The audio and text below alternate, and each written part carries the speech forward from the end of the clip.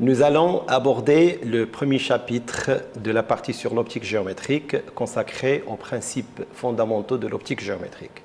D'abord, on fera une petite introduction sur la notion de la lumière. Ensuite, on va parler de la nature de la lumière, lumière blanche, lumière laser, indice de réfraction, quelques généralités. Un troisième chapitre sera dédié aux différentes théories de la lumière corpusculaire et ondulatoire. Pour finir, avec un chapitre sur les principes généraux et les principes et lois de l'optique géométrique. On abordera la notion du rayon lumineux, ensuite la réfraction, la réflexion et les conséquences, bien évidemment, des lois de Descartes. Bien. Mais avant de commencer, je voudrais rappeler quelques objectifs derrière ce premier chapitre. Donc, on va découvrir comment se répand la lumière à travers une source ponctuelle. Ensuite, découvrir comment les rayons lumineux peuvent représenter l'étalement de la lumière à partir d'une source ponctuelle. Examiner ensuite de manière quantitative la réflexion de la lumière à la surface de séparation entre deux milieux transparents. Comprendre les lois de Ibn Sahl, Descartes et Snell pour la réfraction. Et finalement, observer la réflexion interne et ses conséquences et ses conditions de réalisation. Donc, je préfère d'abord commencer par définir ce que c'est le phénomène lumineux. Donc, vous savez que notre capacité à observer les objets dépend du parcours entre la lumière et l'œil. Ce parcours, on l'appelle le milieu et il est caractérisé par un indice de réfraction qu'on va développer par la suite. Et en ce qui concerne la lumière, les premières théories établies par Newton, il avait prédit que la lumière était composée de particules. Mais c'était des particules qui se propageaient sous forme de rayons lumineux rectilignes. Alors qu'au début du 19e siècle, plusieurs expériences d'interférence ont plutôt montré de manière irréfutable que la lumière était composée d'une onde. Donc la lumière était une onde lumineuse. En 1905, la théorie d'Einstein avait montré et reconfirmé la théorie de Newton que la lumière était plutôt composée aussi de particules. Donc pour nous, nous considérons les deux aspects, l'aspect corpusculaire et l'aspect ondulatoire. Je reviendrai par la suite sur ces aspects.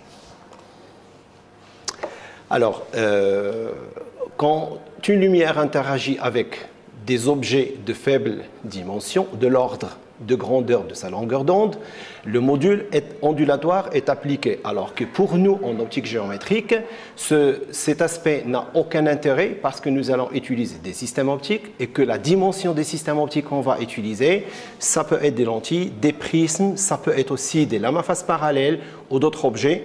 Cet aspect ondulatoire n'a aucun intérêt, mais on va plutôt approcher le modèle plus mathématique qui est théorique, c'est que la lumière est en effet un ensemble de rayons lumineux qui se propagent dans un milieu. Bien, donc pour les généralités de l'optique géométrique, quand on parle de l'optique géométrique, c'est tout l'étude des phénomènes lumineux qui sont perçus par l'œil. Et quand on parle d'optique, on parle de la lumière, on parle du soleil, on parle de l'appareil photographique, on parle d'un microscope, on parle aussi d'une loupe, on parle d'un lampadaire, on parle d'un stylo laser, on parle d'un ensemble de choses dont les phénomènes lumineux ils sont perçus par l'œil.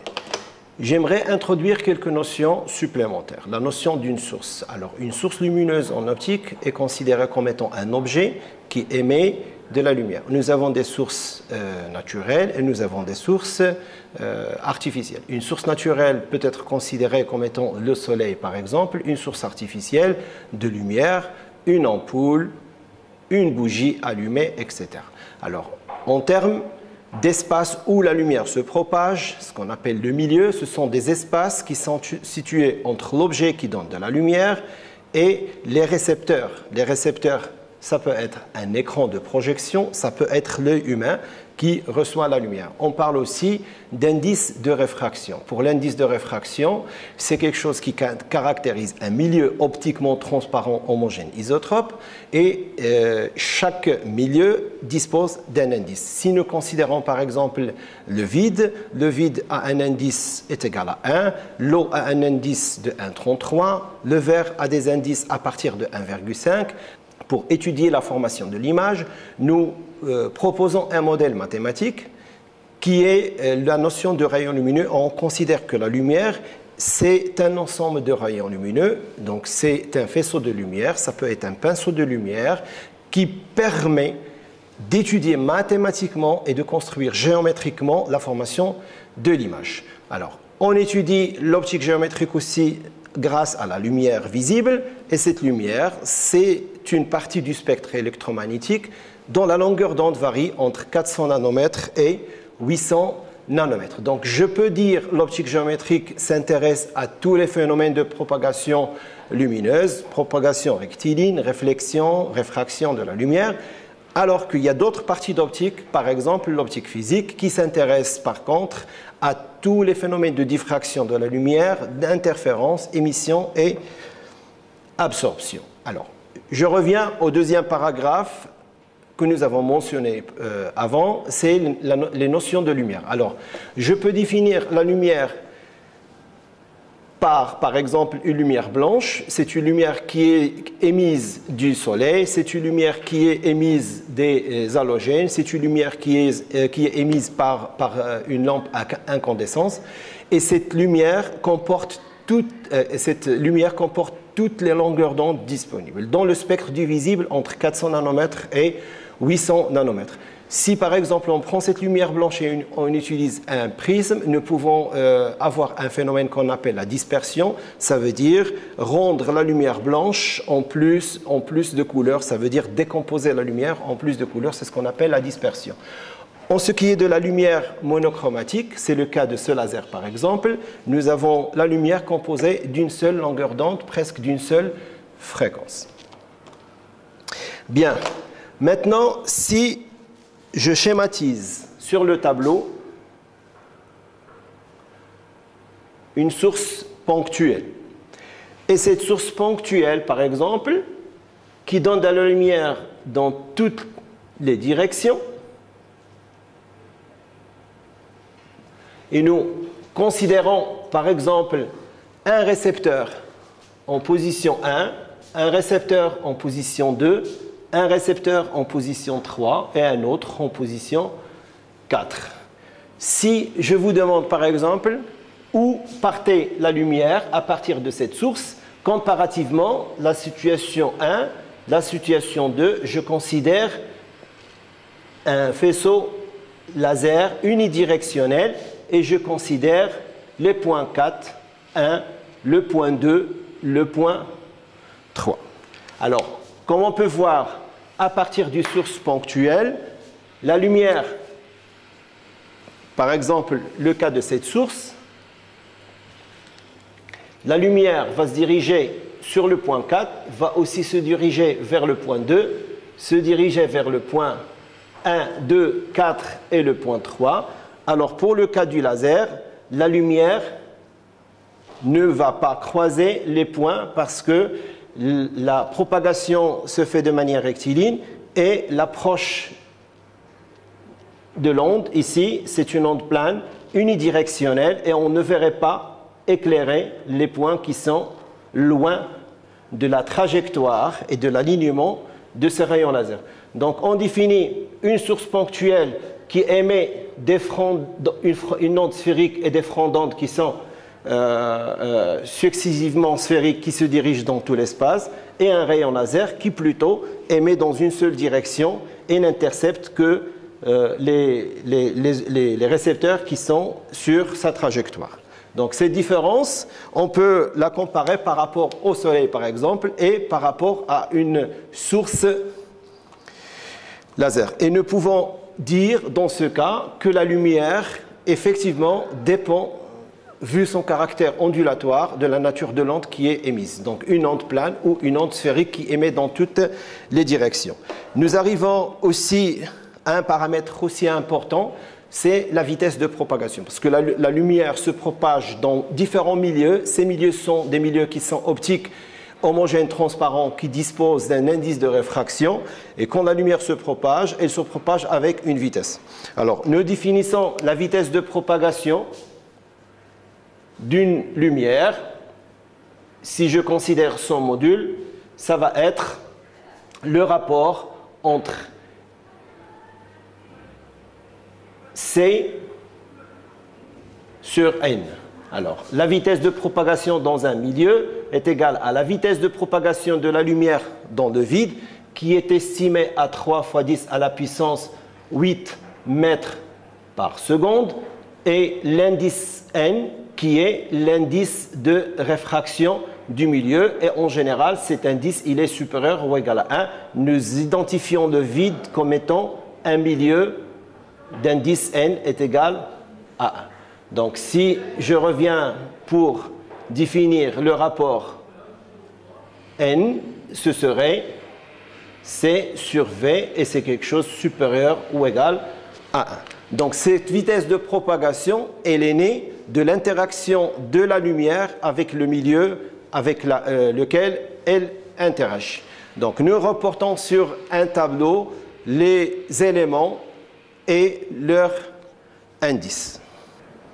Donc, le troisième paragraphe était consacré aux différentes théories de la lumière. Nous avons déjà énoncé que la lumière avait un comportement ondulatoire, et ce comportement confère à l'onde des propriétés qui sont entre autres une vibration avec un champ électromagnétique. Donc l'onde était composée lors de son mouvement d'une composition entre le champ E, un champ électrique, et un champ magnétique B, et qui se propageait perpendiculairement à la direction 2 à 2 et perpendiculairement à la direction de propagation. Donc le champ E peut être décrit par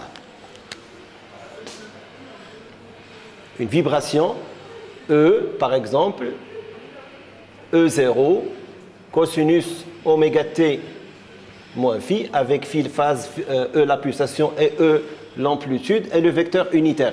Alors, si nous avons un champ E dans ce sens, eh bien, nous aurons le champ B plutôt qui est dans ce sens, et les deux, ils sont perpendiculaires, et perpendiculaires à la direction de propagation caractérisée par ce qu'on appelle le vecteur d'onde. Ça, c'est l'aspect ondulatoire. Alors, en ce qui est de l'aspect corpusculaire, donc, la lumière était plutôt caractérisée par des particules qu'on appelle des photons.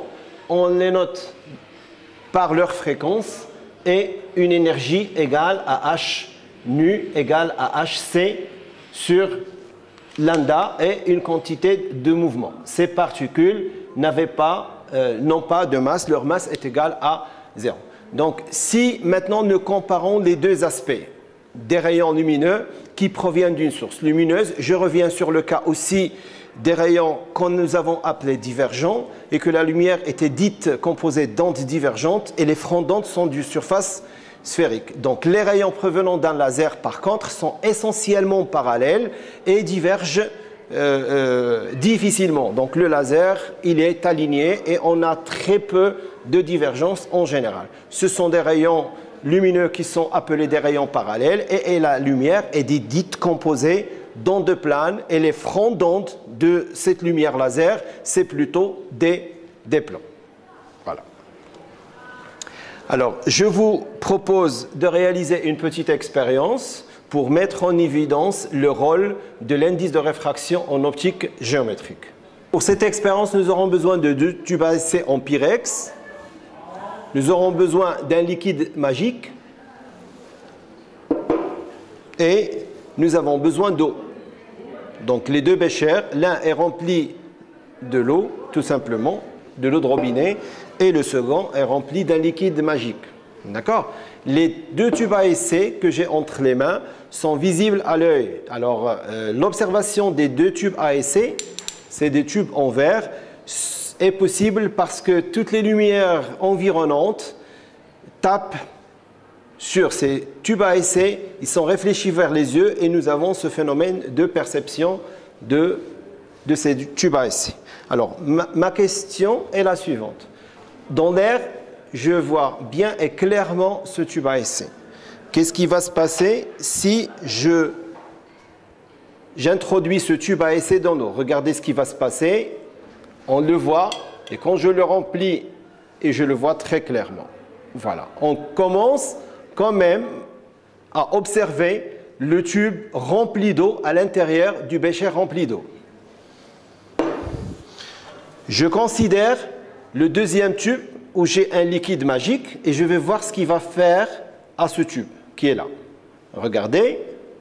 Alors, j'introduis, le tube n'est pas rempli et on le voit toujours.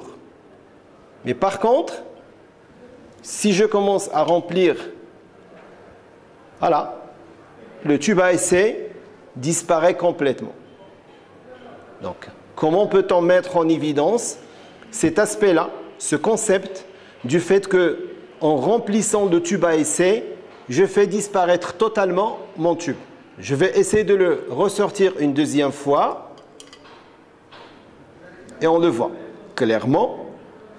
En fait, ce qui se passe, c'est que dans ce liquide magique, j'avais non seulement ce premier tube, mais avant que je réalise cette expérience, j'avais d'autres tubes qui sont dans l'eau. Et voilà le deuxième, et j'ai encore d'autres, mais on n'arrive pas à les voir. Alors ce caractère qui est propre à ce milieu, c'est ce qu'on appelle l'indice de réfraction. Parce que, comme par hasard, le tube à essai et le liquide que j'ai, qui est l'huile tout simplement de cuisine, ils ont le même indice. Et quand on a le même indice, regardez, ça disparaît complètement. Nous allons établir la relation entre la longueur d'onde lambda, l'indice de réfraction n, la vitesse de propagation dans le milieu et la fréquence nu.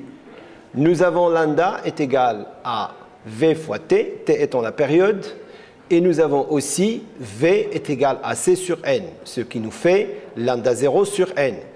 Lambda 0 sur n étant égal à la longueur d'onde dans le milieu et qui est inférieure à la lambda 0 dans le vide. La fréquence étant égale à c sur nu 0 est égale à v sur lambda, ce qui fait que n est égal à c sur v et c'est toujours supérieur ou égal à 1. Dernier paragraphe sera consacré aux principes et lois de l'optique géométrique et nous allons commencer par la notion du rayon lumineux. En effet, comme je l'ai dit au départ, nous ne pouvons pas se baser sur un modèle qui n'est pas mathématique pour expliquer l'optique géométrique. Et nous avons opté pour un modèle qui est théorique, qui est conféré à la lumière cette notion de rayon lumineux. Ce rayon lumineux, il va être très simple pour nous donner la formation d'image. On aura à faire des constructions géométriques. L'objectif final, c'est pour permettre de déterminer la formation des images à travers les systèmes optiques. Et donc la notion de faisceau lumineux ou de rayon lumineux est très importante à partir d'une source ponctuelle. Si nous considérons le schéma suivant, par exemple le cas d'une source, nous avons une source S qui émet une lumière dans toutes les directions. Comme on l'a rappelé, c'était une onde sphérique et les plans d'onde, les surfaces d'onde étaient des sphères sur un objet qui permet d'obtenir une ombre sur un écran. Donc l'ombre qui est portée sur un écran est en effet obtenue tout simplement parce qu'il y a un rapport d'homothétie entre la source, l'objet et l'écran. Et donc c'est aussi une manière de dire que l'ombre portée sur l'écran est homothétique à l'objet, ce qui suggère que le faisceau de lumière issu de la source est constitué de supports rectilignes. Ces supports, on les appelle les rayons lumineux. On parlera toujours en optique géométrique d'un rayon et en effet, il n'existe pas parce qu'on ne peut pas isoler un rayon lumineux. On va parler plutôt d'un faisceau de lumière. Bien. Si on essaie d'isoler un rayon de lumière, comme on peut le voir sur la diapositive suivante, nous considérons une ouverture élargie où on fait passer un faisceau de lumière et nous commençons après quelques centimètres de réduire jusqu'au dernier écran où nous mettons une toute petite ouverture de l'ordre du dixième de millimètre et nous perdons cet aspect d'optique géométrique et nous n'avons plus la propagation rectiligne de la lumière parce que ce qui va sortir de l'autre côté c'est plutôt des taches de diffraction et nous perdons l'aspect de l'optique géométrique. Donc isoler un rayon lumineux on ne peut pas le faire, mais on traitera l'optique géométrique dans son aspect plus général macroscopique comme une interaction de la lumière avec des objets de grande dimension. Parce que quand on essaie de prendre une petite ouverture comme on a vu sur la diapositive, on arrive à un phénomène qui est tout à fait différent de l'optique géométrique, c'est le phénomène ondulatoire. En conclusion, on ne peut pas isoler un rayon lumineux, cependant l'optique géométrique étudie la marche des rayons lumineux dans les milieux transparents. Pour pouvoir déterminer la marche d'un rayon, on doit quand même énoncer certains principes et lois qui régissent son comportement tel qu'il a été défini. Et je commencerai par les observations et les hypothèses. Quand on parle d'observation, par exemple, observer une goutte d'eau microscopique qui constitue par exemple la brume, observer l'ombre d'un objet, l'ombre propre ou l'ombre portée sur un écran, observer de la fumée par exemple dans un environnement lumineux, observer le phénomène des éclipses de la Lune, etc. Donc on peut, d'après ces observations, confirmer que la lumière se propage en ligne droite. C'est ce qu'on appelle donc la propagation rectiligne. En ce qui est des principes, je vais énoncer 3 principes. Le premier, c'est le principe d'indépendance des rayons lumineux. Ça veut dire que si vous avez 2 sources ponctuelles qui projettent de part et d'autre des lumières différentes, nous aurons à l'opposé de chaque partie des lumières qui n'interfèrent pas entre elles. Ça veut dire que la lumière a un principe d'indépendance des rayons lumineux et que nous n'aurons pas, à cette échelle macroscopique, d'interférence de lumière. Un second principe, c'est ce qu'on appelle le retour inverse de la lumière. Ça veut dire que la lumière va emprunter à l'aller comme au retour le même trajet et elle va se rappeler comme à l'aller et au retour le chemin qu'elle a emprunté, même si le milieu qui est parcouru est composé de différentes séquences d'indices de réfraction très différents. Le troisième principe, c'est le principe de Fermat, qui dit que le trajet suivi par des rayons lumineux pour aller d'un point M à un point M' est celui pour lequel le chemin optique est extrémum. Donc, je reviens pour expliquer le chemin extrémum. Si je considère, par exemple, le chemin optique entre 2 points A et B, A et B, et si je suppose que j'ai un milieu 1 d'indice N1, un milieu 2 d'indice N2, un milieu 3 et un milieu 4, alors la lumière peut faire comme ça, par exemple, peut faire comme ça, peut faire comme ça et peut faire comme ça. Donc j'ai 1, 2, 3 et 4. Donc ce chemin optique est extrémum, ça veut dire la dérivée de L est égale à 0. Donc, c'est ce qu'on appelle le principe de Fermat. Donc, le chemin optique lui-même, on peut le définir comme étant somme des NI, AI, BI. NI, ce sont les indices de réfraction des milieux. AI, BI, ce sont les distances parcourues par la lumière entre le milieu 1, 2, 3 et 4. Mais si nous avons un milieu qui est continu, ça c'est le cas d'un milieu discontinu, si nous avons un milieu qui est continu, on va noter par l'intégrale tout simplement de n fois dl sur toute la trajectoire. Donc j'ai l'intégrale de l'indice produit par l'élément de déplacement. Donc dans les 2 cas, quand on parle du principe de Fermat, j'ai L et extrêmement. J'entame le dernier paragraphe qui concerne les lois de Descartes. Et ces lois de Descartes constituent principalement les lois qui lient les angles d'incidence, les angles de réflexion et les angles de réfraction en fonction des indices des milieux trouvés. Je considère, par exemple, une lumière qui voyage d'un milieu 1 d'indice N1 vers un milieu 2 d'indice N2. Et dans ce cas, je dois décider lequel des 2 milieux est plus réfringent que l'autre. Un milieu plus réfringent, c'est un milieu homogène, transparent, isotrope qui possède un indice plus élevé que l'autre. Je prends le cas, par exemple, de N1 supérieur à N2. Et dans ce cas, je peux dire que le milieu 1 est un milieu plus réfringent que le milieu 2 par cause de des indices. Bien.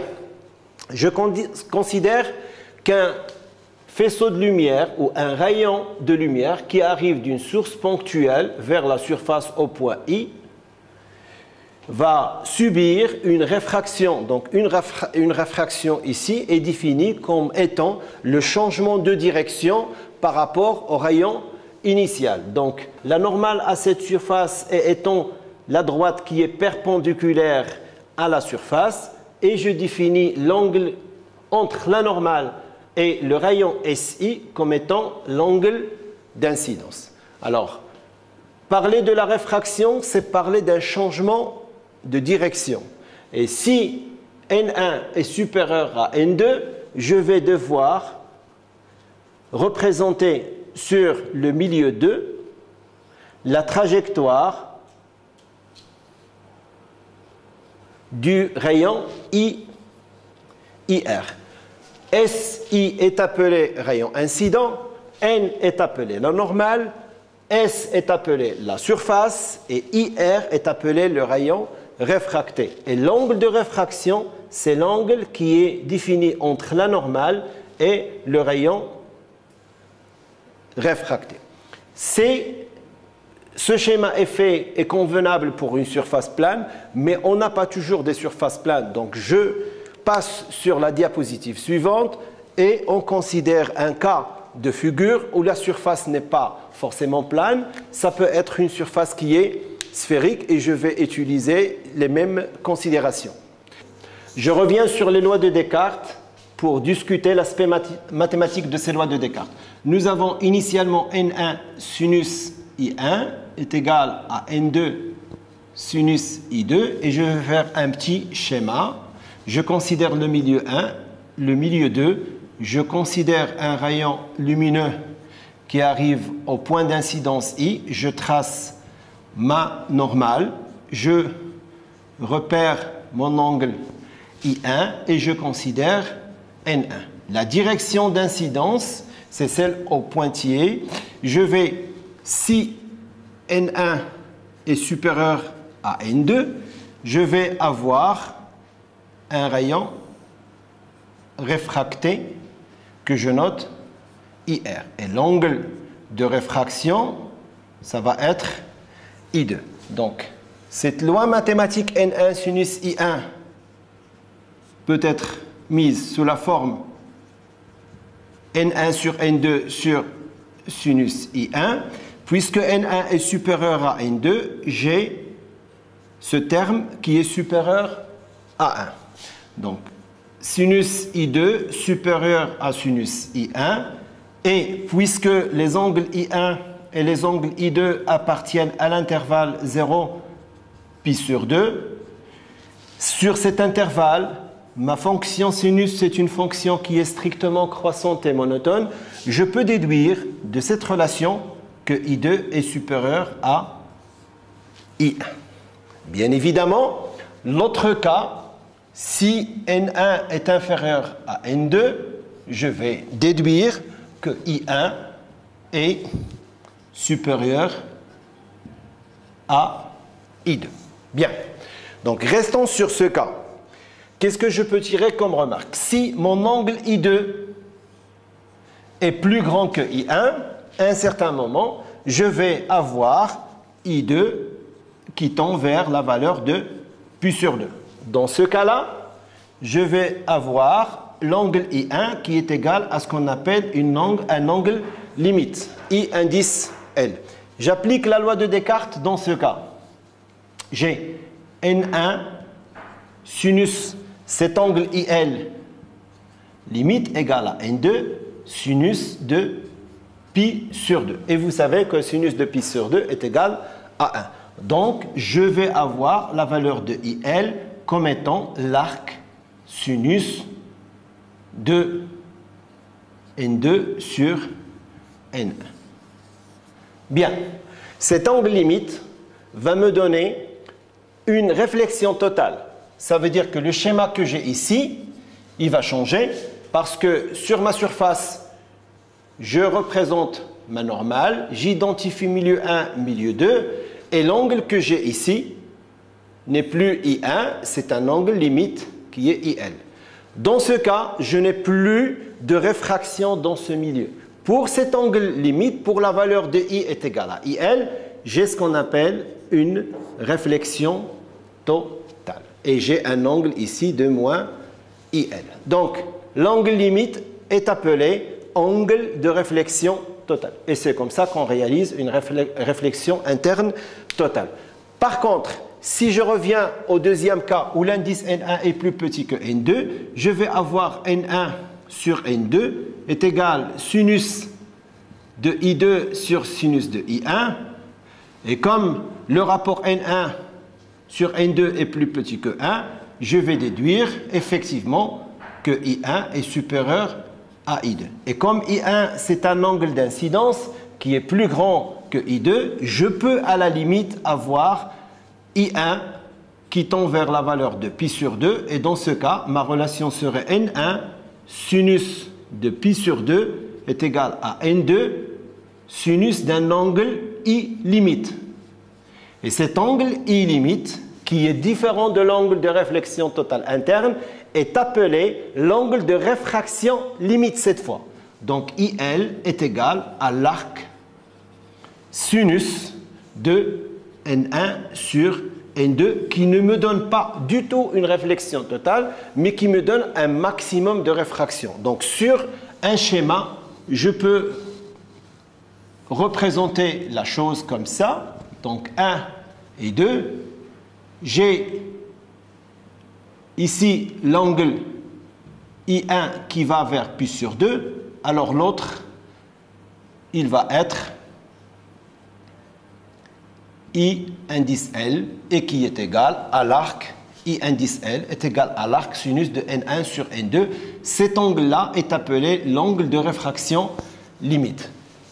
Voilà les deux phénomènes que je peux avoir en tant que conséquence des lois de Descartes.